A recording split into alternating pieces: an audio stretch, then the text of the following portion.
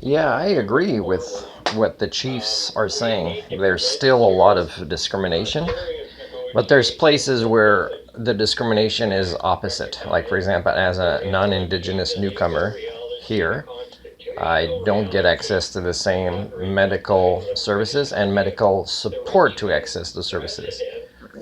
So,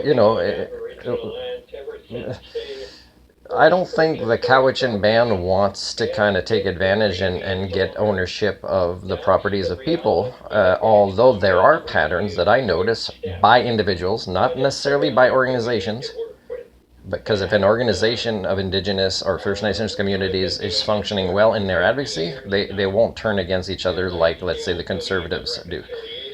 But individuals do sometimes think that reconciliation or trauma healing is doing to others what was done to them, or not even to them, sometimes their ancestors, and the others aren't even linked to what the oppressors of the past did, right? They're not even linked to that. Sometimes they're even helpers, like I've described myself to be in other vlogs, who suffer these discriminations, who want to help their kids have a better education, but who is not allowed to help their kids. And sometimes it's administrative people in schools or teachers or even chiefs sometimes who will have so much on their plate that they'll quickly make an assumption. Oh, that's just a white guy wanting to get money out of us because we got a grant for something. I've gotten that answer sometimes from people in job interviews. Say, sometimes people might think that. And then I'll say, well, what makes them think that about me?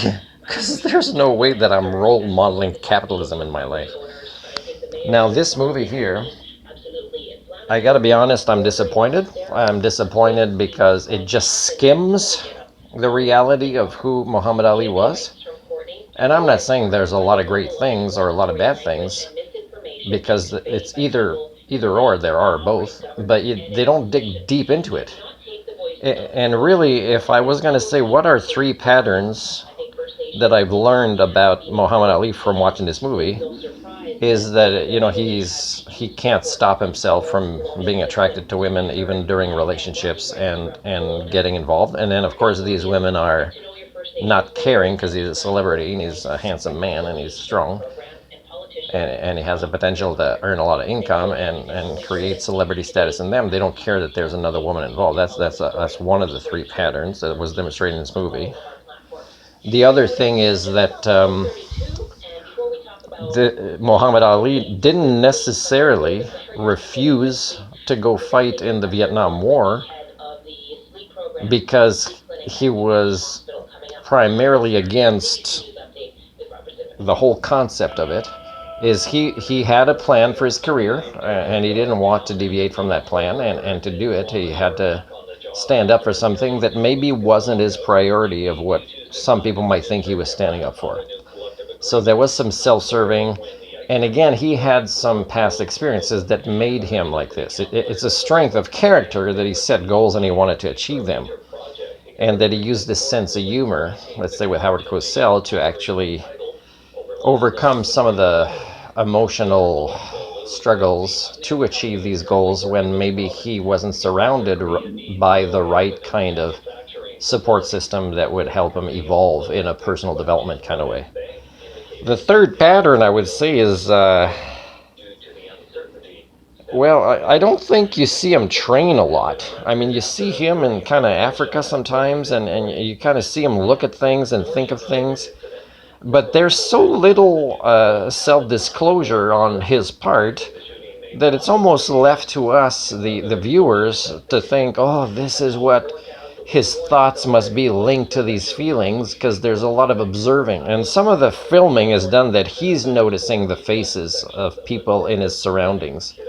But he doesn't talk about it, about how he makes decisions.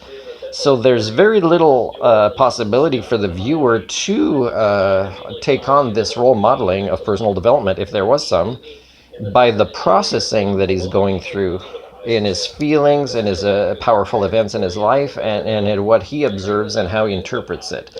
So in a way, I'm very disappointed, just like I was very disappointed in the movie Once Upon a Time in Hollywood, and another one I watched from Quentin Tarantino is Pulp Fiction. I watched that again. Is what a movie full of nonsense people liked by nonsense people. Like it's really nonsense. And Once Upon a Time in Hollywood, it's a movie for Hollywood people. And they have amazing actors. The actor, Leonardo DiCaprio, I didn't know he was that good as an actor till I watched that. And it's great they had so many actors, but it's really a movie about nothing except what it was like in Hollywood. And it was done, I think, mostly for people